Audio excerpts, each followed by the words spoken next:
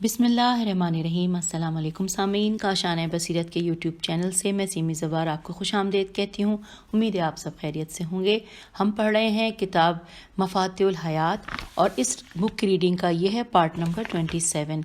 तीसरा बाब का आगाज़ हो चुका था कि जिसकी मेन हेडिंग के अवाम और इस्लामी हुकूमत की बाहमी ज़िम्मेदारियाँ के जिसमें 4 फ़सूल हैं। पहली फ़सल सियासी निज़ाम हमने पढ़ लिया, दूसरी फ़सल के इज्तिमाई निज़ाम ये हम पढ़ रहे हैं और इस दूसरी फ़सल को पढ़ते हुए ये अल्हम्दुलिल्लाह हम पेज नंबर 445 से रीडिंग का आगाज़ करेंगे। लेकिन मैं साथ साथ ये बताती चलूँ कि इज्तिमाई निज़ाम के हवाले से जो अब तक हमने जान लिया है उसका ख़ुलासा ये है कि इस्लामी तालीमात में बहुत से मकामात पर इस बात की बहुत तरगीब दी गई है और फिर इन्होंने लिखा है राइटर ने कि यहाँ पर हम उनमें से बाज़ की तरफ इशारा कर रहे हैं।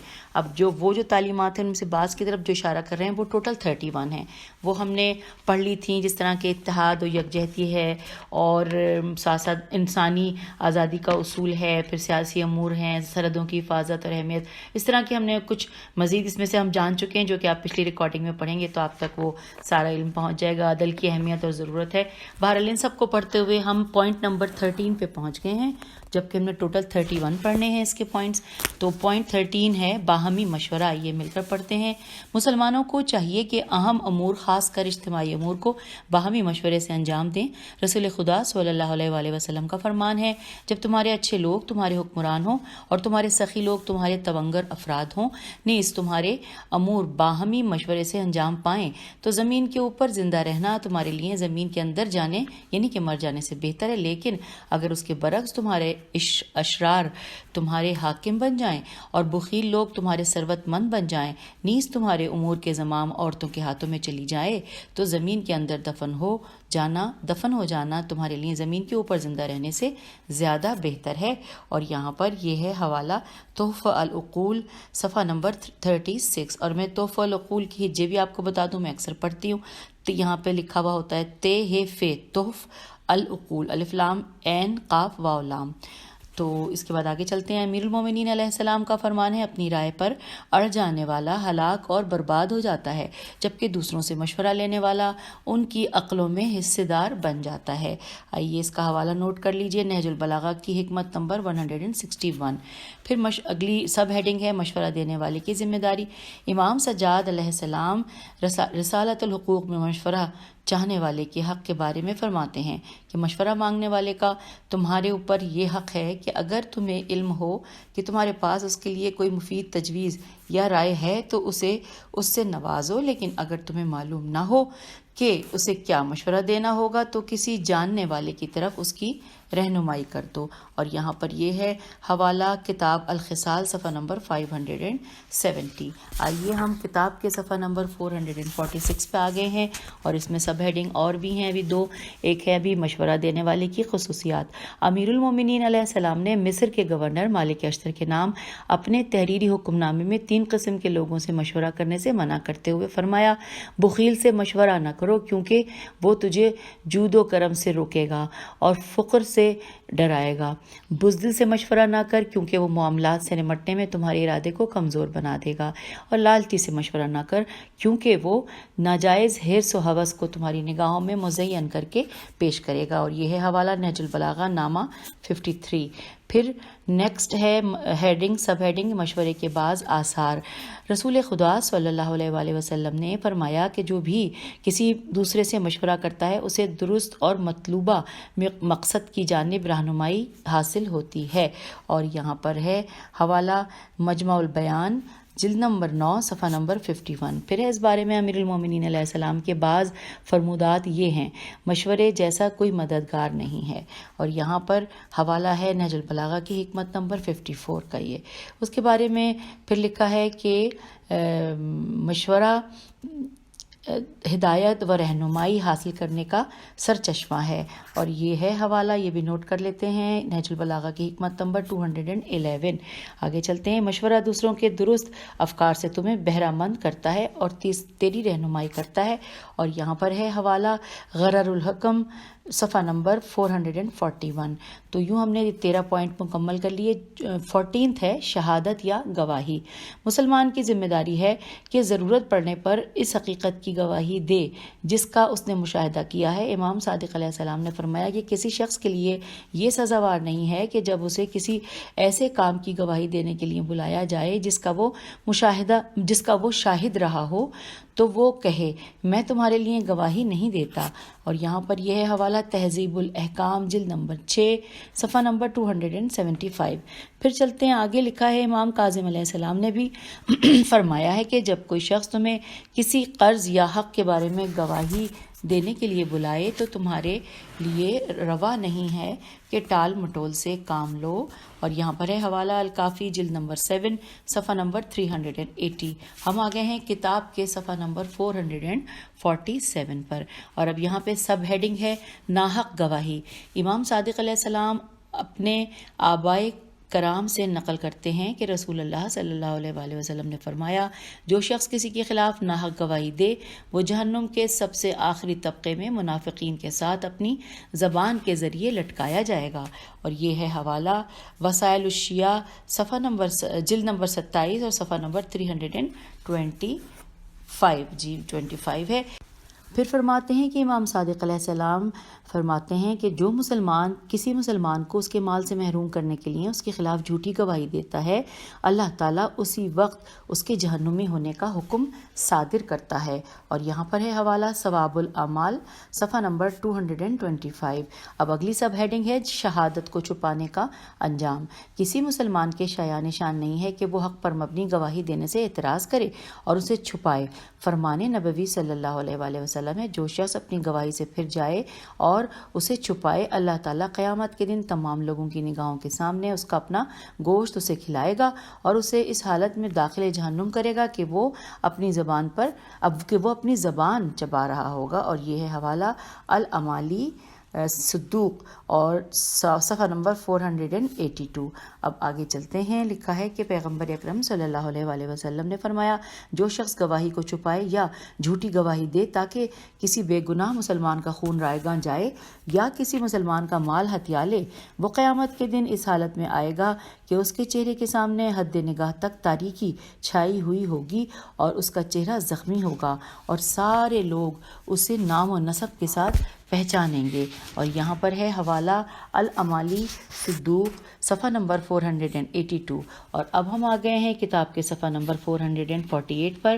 یہاں پہ ساتھ ہی لکھا ہے کہ نقطہ یہ ہے کہ ان تمام سود مند باتوں کا لب لباب قرآن حکیم کا وہ فرمان ہے جس میں دادگاہ عدل میں گواہی چھپانے کو دل کا گناہ قرار دیا ہے۔ اور یہاں پر حوالہ نوٹ کر لیجئے سورہ بقرہ کی آیت نمبر 283 کہ جو شخص شہادت کو چھپائے اس کا دل گناہ گار ہے۔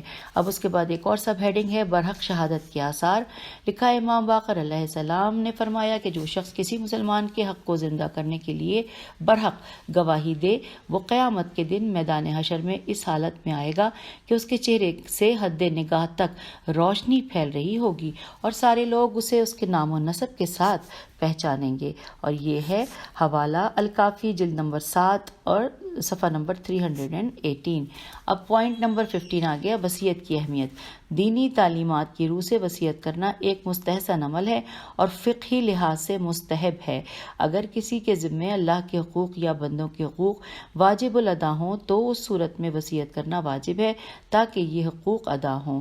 رسول خدا صلی اللہ علیہ وآلہ وسلم نے فرمایا ہے کہ کسی مسلمان کے لیے سزاوار نہیں ہے کہ وہ رات کو آرام کرے مگر یہ کہ اس کی وصیت اس کے سر کے نیچے موجود ہو۔ اور یہاں پر ہے حوالہ المقنت، اس کی میں ہجے کرتی ہوں، الف لام میم قاف نون عین تے ہے، اور صفحہ نمبر 666۔ یہ تین 6 ہیں، 666۔ چلیے جی آگے چلتے ہیں۔ پھر لکھا ہے کہ آپ صلی اللہ علیہ وآلہ وسلم نے فرمایا کہ جو شخص وصیت کیے بغیر دنیا سے جاتا ہے وہ جاہلیت کی موت مرتا ہے۔ اور یہ ہے حوالہ المقنت وہی جو پہلے تھا، اور یہ بھی صفحہ نمبر 666 ہی ہے۔ اور یہاں پر یہ بھی میں ساتھ ساتھ بتا دوں کہ ہم ابھی سب ہیڈنگ پڑھ رہے ہیں 15 جو ہم نے 15 وصیت کی اہمیت شروع کیا تھا، اب اس کی اگلی سب ہیڈنگ ہے کہ وصیت میں عدل کی رعایت۔ امام باقر علیہ السلام نے فرمایا کہ جو شخص اپنی وصیت میں عدل کی رعایت کرے وہ شخص اس طرح ہے جس نے اپنی زندگی میں اپنے اموال راہ خدا میں بطور صدقہ دے دیے ہوں۔ جو شخص اپنی وصیت میں ظلم و ستم روا رکھے وہ قیامت کے دن خدا سے اس حالت میں ملاقات کرے گا کہ خدا اس سے روگرداں ہوگا۔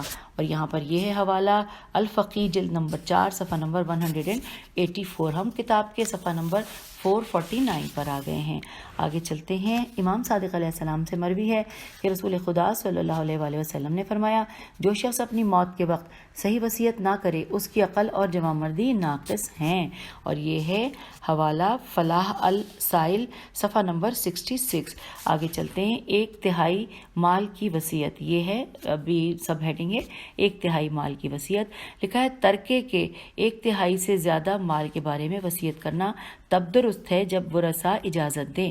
اگرچہ 1/3 مال کی وصیت ایک مستحسن کام ہے لیکن اس سے بہتر یہ ہے کہ انسان اپنی زندگی میں ہی راہ خدا میں مال خرچ کرے۔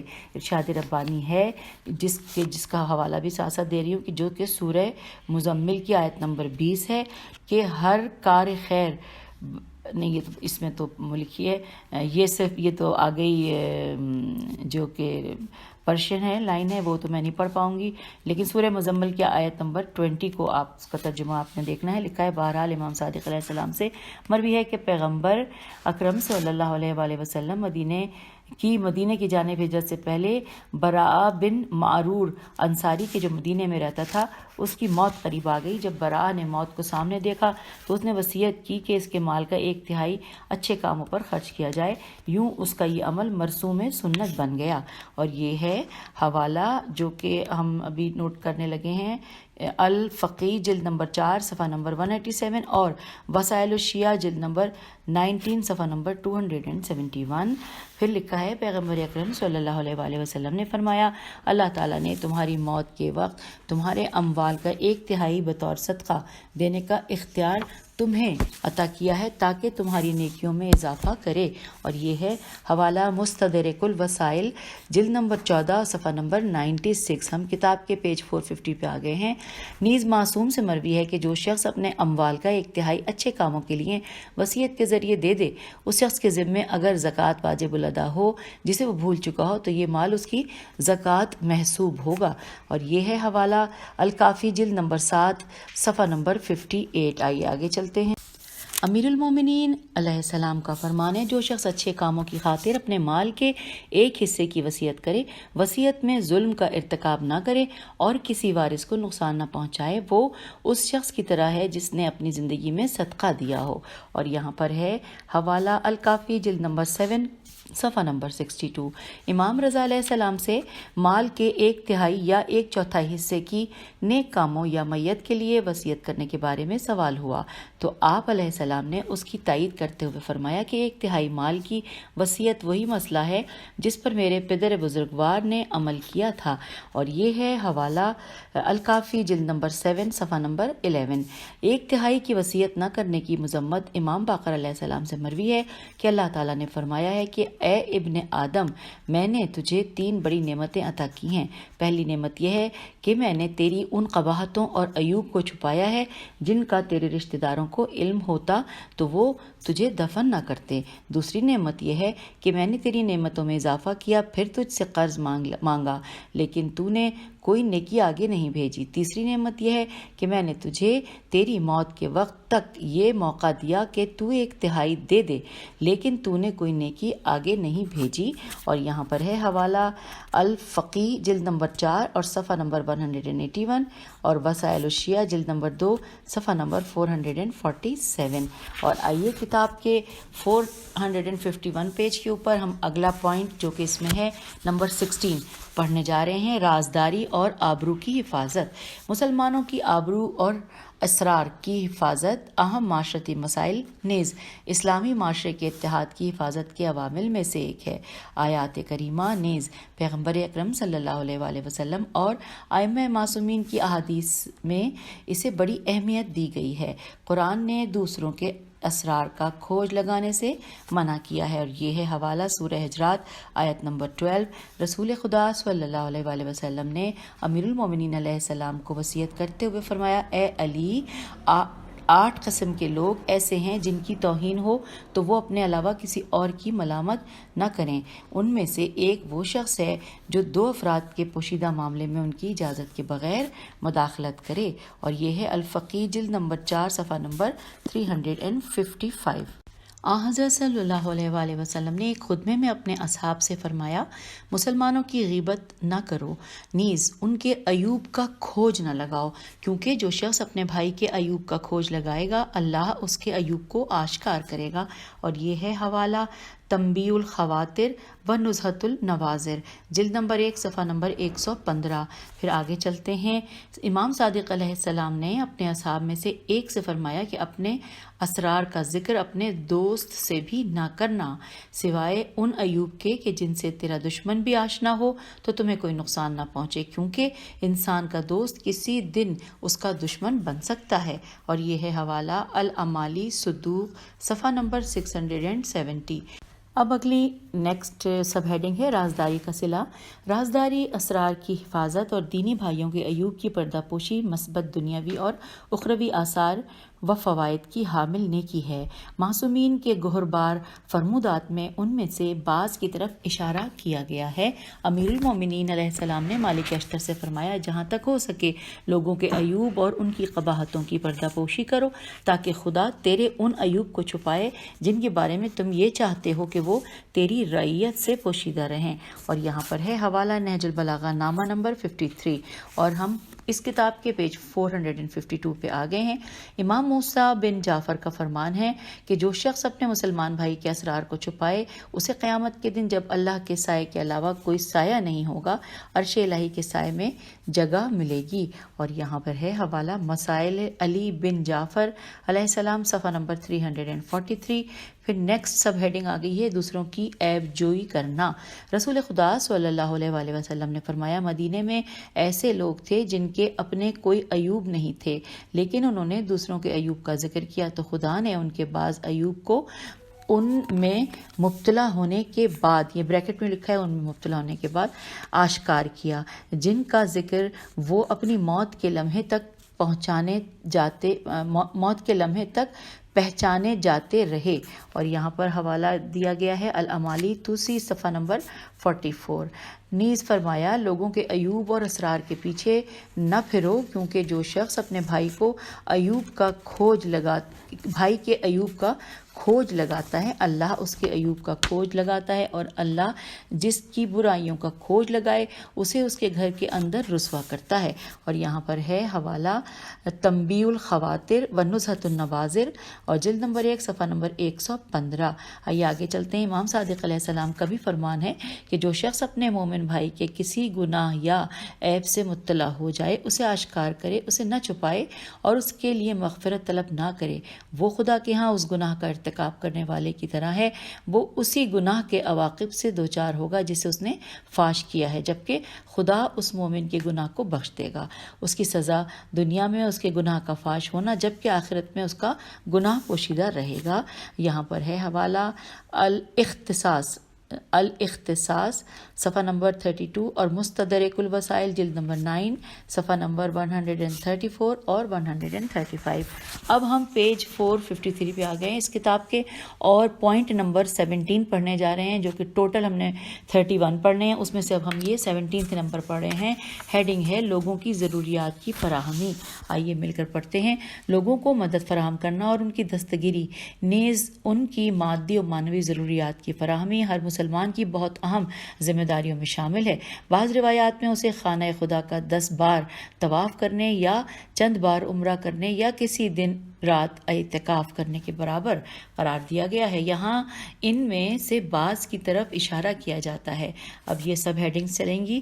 9000 سال روزہ رکھنے اور عبادت کرنے کا ثواب، اس کے بارے میں لکھا ہے رسول خدا صلی اللہ علیہ وآلہ وسلم نے فرمایا، جو شخص اپنے مسلمان بھائی کی حاجت روائی کی کوشش کرے، گویا اس نے 9000 سال تک دنوں کو روزے کی حالت میں اور راتوں کو بیداری کی حالت میں خدا کی عبادت کی ہے۔ اور یہ ہے حوالہ الفقی جلد نمبر 2 صفحہ نمبر 190۔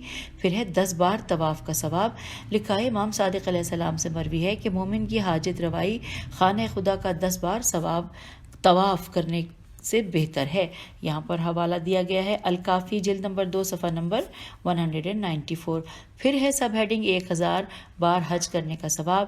امام صادق علیہ السلام کا فرمان ہے مومن کی حاجت روائی 1000 بار مقبول حج کرنے، رضا الہی کی خاطر 1000 غلام آزاد کرنے، نیز راہ خدا میں 1000 گھوڑوں کو زین اور لگام کے ساتھ جہاد کے لیے تیار کرنے سے زیادہ افضل ہے۔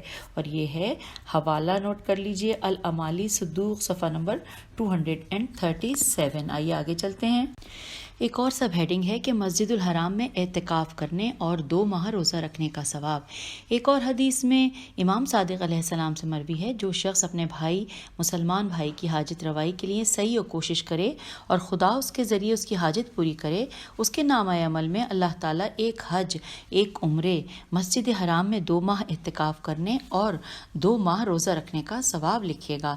اگر وہ اس مومن کی حاجت روائی کے لیے کوشش تو کرے لیکن اللہ اس کے ذریعے وہ حاجت پوری نہ کرے تو اللہ اس کے لیے 1 حج کا اور 1 عمرے کا ثواب لکھے گا۔ اور یہ ہے حوالہ الکافی جلد نمبر 2 صفحہ نمبر 198 اور ہم پیج نمبر 454 پہ آ گئے ہیں اس کتاب کے۔ یہاں پہ ایک اور سب ہیڈنگ ہے کہ 20 بار حج کرنے اور 1 لاکھ دینار صدقہ دینے کا ثواب کیا ہے۔ آئیے مل کر پڑھتے ہیں کہ امام صادق علیہ السلام نے فرمایا مومن کی حاجت روائی اللہ کے نزدیک 20 بار حج کرنے سے زیادہ محبوب ہے، جن میں سے ہر حج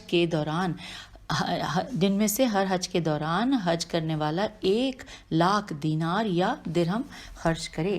اور یہاں پر ہے یہ حوالہ الکافی جلد نمبر 2 صفحہ نمبر 193۔ پھر ساتھ ہی لکھا ہوا ہے نقطہ یاد رہے کہ احتیاج و ضرورت کے موارد میں فرق، حاجت مند کی مجبوری کی کیفیت میں تفاوت، مخاطبین کے احوال میں فرق، اخلاص کے درجات میں تفاوت، نیز حاصل شدہ اور صرف شدہ اموال کی کیفیت میں اختلاف وغیرہ کے حساب سے ثواب اور فیض خداوندی کے درجات و مراتب بھی مختلف ہوتے ہیں۔ اب اگلی سب ہیڈنگ ہے لوگوں کی حاجت روائی کے بعض آثار، اور اس میں ساتھ لکھا ہوا ہے عذاب الہی سے دوری۔ آئیے مل کر جانتے ہیں۔ فرمان نبوی صلی اللہ علیہ وآلہ وسلم ہے اللہ تعالیٰ کے کچھ بندے ایسے ہیں جنہیں اس نے لوگوں کی حاجت روائی کے لیے مختص فرمایا ہے۔ لوگ اپنی حاجتوں کی برابری کے لیے ان کے یہاں پناہ لیتے ہیں، یہ لوگ عذاب الہی سے مامون ہیں۔ اور یہاں پر حوالہ نوٹ کرنا ہے ہم نے الجامع الصغیر جلد نمبر 1 صفحہ نمبر 358۔ پھر لکھا ہے تشیع کی علامت، اس کے بارے میں جانتے ہیں یہاں پر کہ امام صادق علیہ السلام کا فرمان ہے کہ ہمارے شیعوں کو 2 خصلتوں کی بنیاد پر آزماؤ، اگر ان میں یہ دونوں خصلتیں موجود ہوں تو ٹھیک، وگرنہ ان سے دور رہو۔ مفضل بن عمر نے پوچھا کہ وہ 2 خصلتیں کیا ہیں؟ آپ نے فرمایا کہ معینہ اوقات میں پابندی کے ساتھ نماز کی ادائیگی، نیز دینی بھائیوں کے ساتھ نیکی اور ان کی مدد اگرچہ قلیل ہی کیوں نہ ہو۔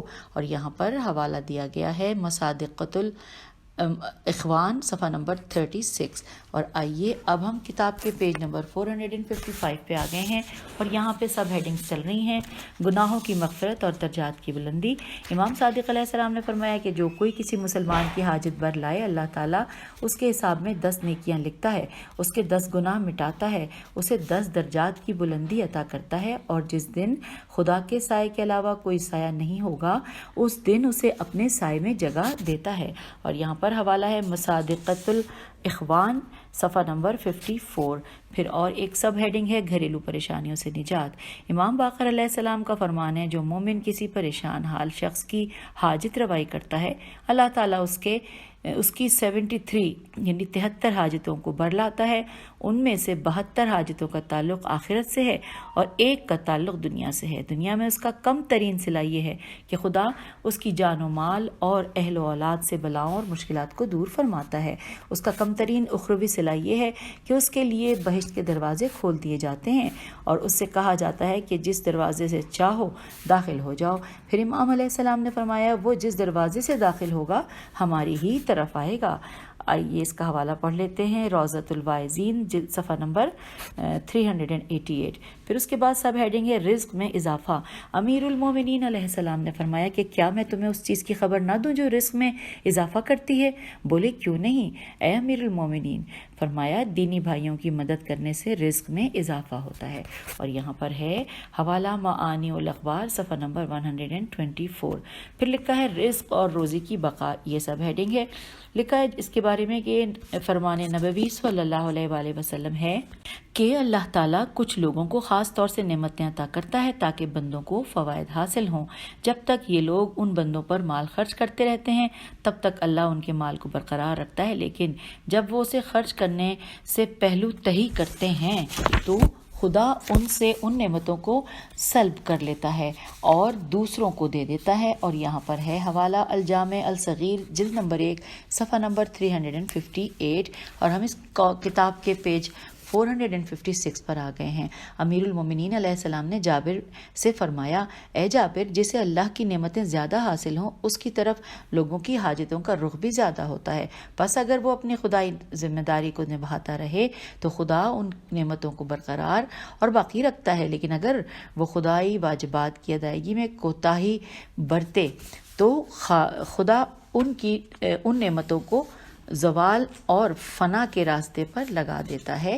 یہاں پر حوالہ نوٹ کر لیتے ہیں، حوالہ ہے التفسیر المنسوب الی الامام العسکری اور صفحہ نمبر 403۔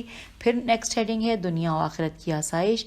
امام صادق علیہ السلام کا فرمان ہے جو مومن اپنی تنگ دستی کے باوجود کسی اور مومن کی پریشانی کو دور کرتا ہے، خدا دنیا اور آخرت میں اس کے حوائج کی برابری کو آسان بناتا ہے۔ اور یہاں پر ہے حوالہ الکافی جلد نمبر 2 صفحہ نمبر 200۔ پھر اس کے بعد نیکسٹ سب ہیڈنگ ہے جنت کا حصول۔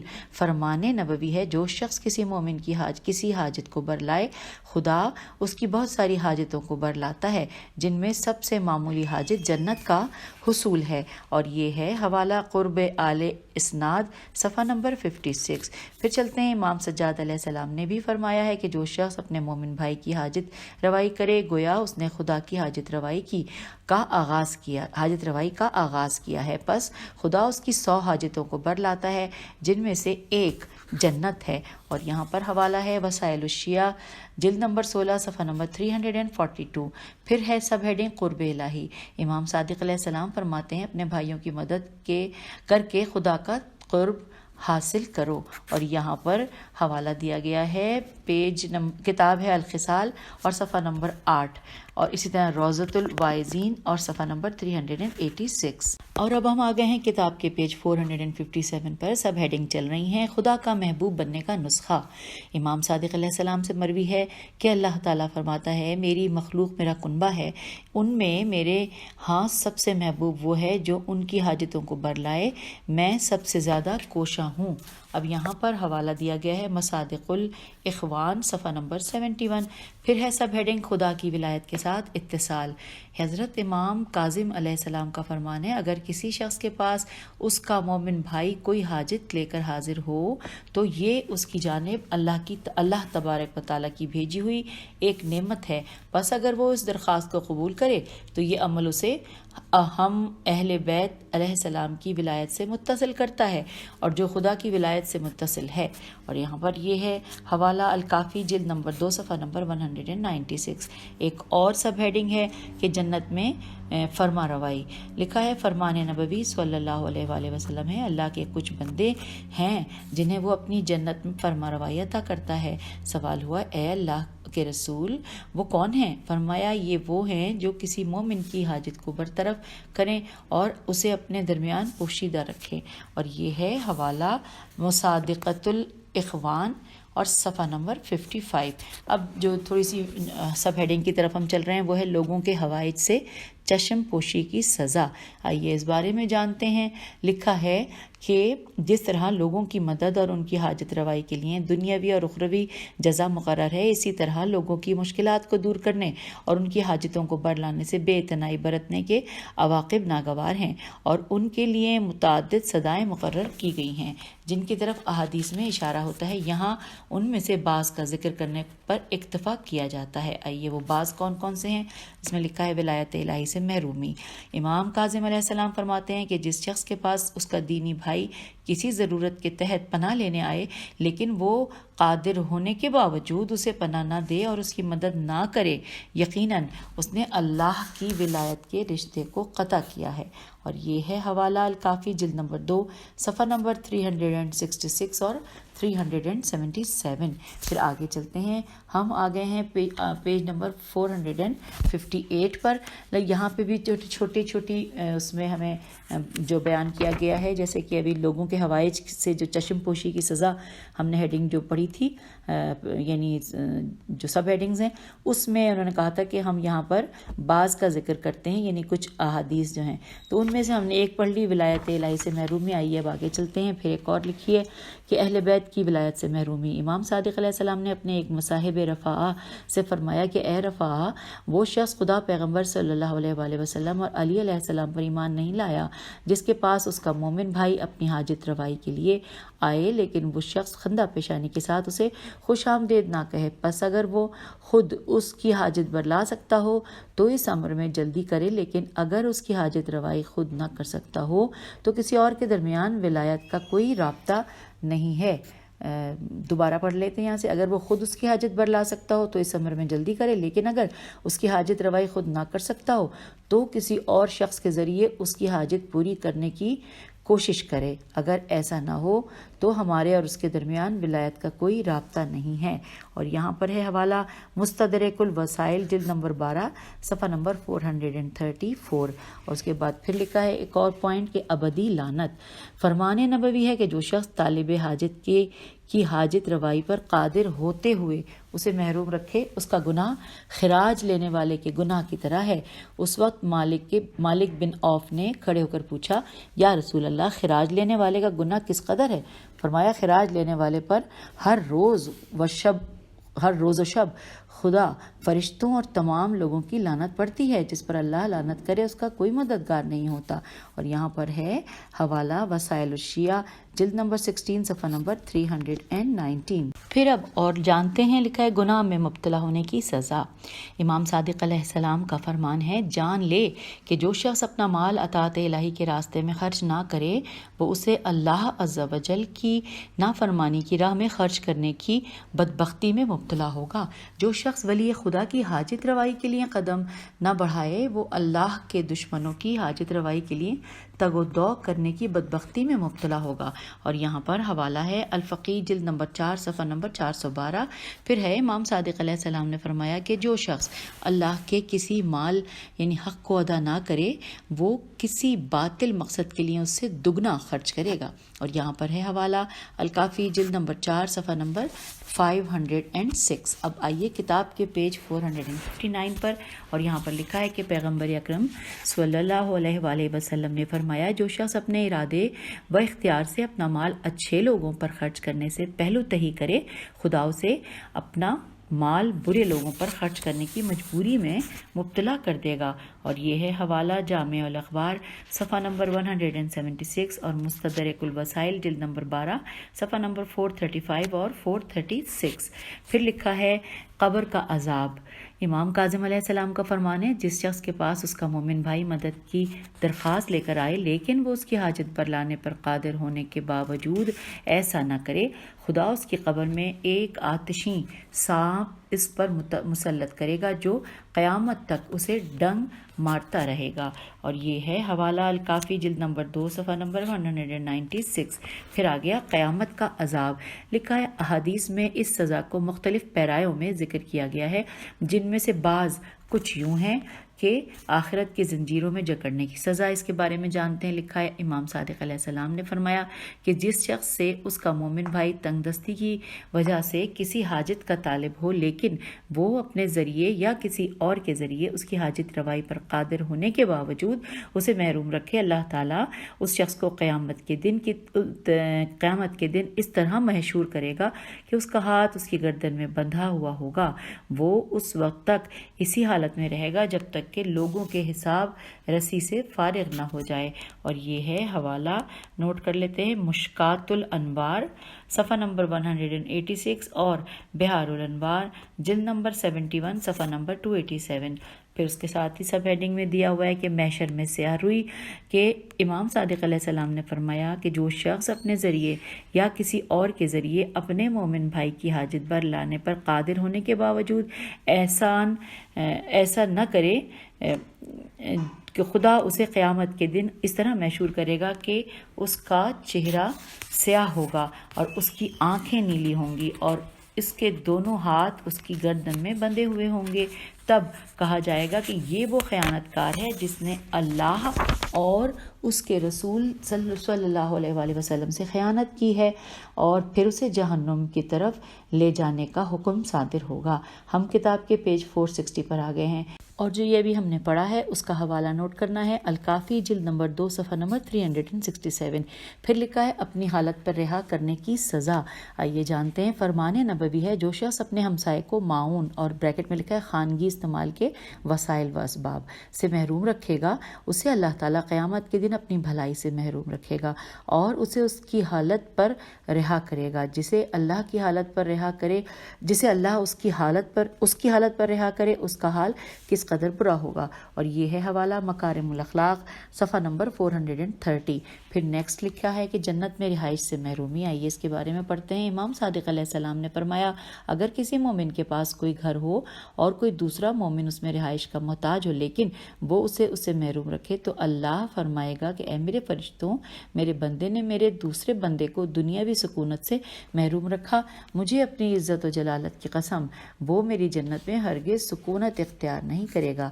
اور یہ ہے حوالہ المحاسن صفحہ نمبر 101. پھر لکھا ہے جنتی غذا سے محرومی.